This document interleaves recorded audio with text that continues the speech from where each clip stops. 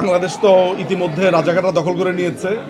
বাংলাদেশে তো আর কোনো বিজয় দিবসের প্রোগ্রাম হচ্ছেও না। এটা সম্ভবত বাংলাদেশ আওয়ামী লীগ ফেরার আগ পর্যন্ত এটা হবেও না। তো আমরা এই লন্ডন যুক্তরাজ্যবাসী যারা আছে, বাংলাদেশ আওয়ামী লীগ সহ যারা দলীয় কিংবা নির্দলীয় যারাই আছে, মুক্তিযুদ্ধের সপক্ষের যারা, আমরা এখানে এসেছি মুক্তিযোদ্ধাদেরকে স্মরণ করতে, আমাদের বিজয় সেলিব্রেট করবার জন্য। আমরা এসেছি মুক্তিযোদ্ধাদের স্মরণ, বঙ্গবন্ধুকে স্মরণ সহ মুক্তিযুদ্ধের গান, কবিতা, আবৃত্তি এগুলোর সমন্বয়ে আমরা আমাদের যে বিজয়, মহান বিজয় দিবস, সেটিকে আমরা সেলিব্রেট করতে এখানে এসেছি। আপনি আছেন কুচকাওয়াজ নিয়ে। বাংলাদেশে এখন বাংলাদেশের ফ্ল্যাগ ব্যবহার করা যায় না। ইস্ট পাকিস্তানের নতুন ফ্ল্যাগ হয়েছে, আমি জানি না আপনি দেখেছেন কিনা।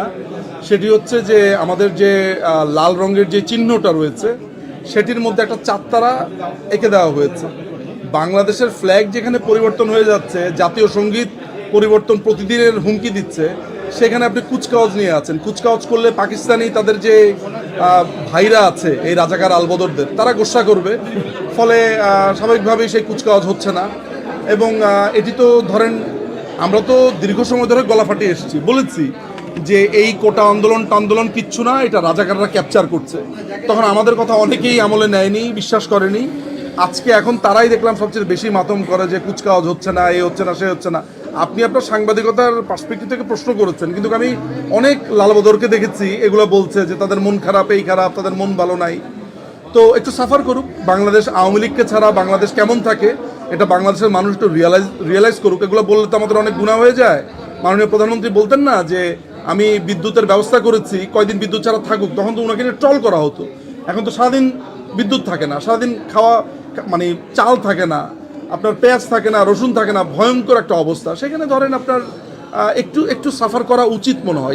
এটা সাউন্ডস ভেরি রুড, কিন্তু আমার কাছে মনে হয় আমাদের কিছু অভিজ্ঞতার প্রয়োজন আছে।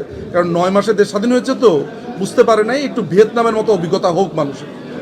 এটি দুটো ইভেন্টের কথা আপনি বলছেন। এটা হচ্ছে পাবনা এডওয়ার্ড কলেজের একটা প্রোগ্রামে হয়েছে। সেখানে এক রাজাকার শাবক, মানে ছাত্র শিবিরের এক ছেলে বলেছে যে জাতির সূর্য সন্তান হচ্ছে এই রাজাকারের বাচ্চারা, এবং সেখানে জিয়াউর রহমানকে অনেকটা ঢাল হিসেবে ব্যবহার করা হয়েছে।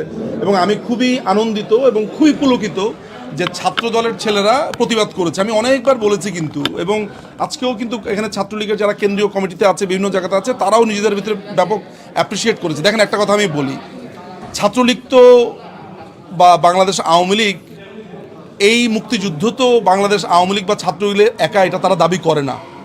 এই গত 2 বছরে প্রমাণিত হয়েছে আমরা কিভাবে মুক্তিযুদ্ধকে আগলে রেখেছি। এই যে আজকে ছাত্র দলের ছেলেরা প্রতিবাদ করেছে, আমরা সবাই মিলে এটাকে অ্যাপ্রিসিয়েট করি।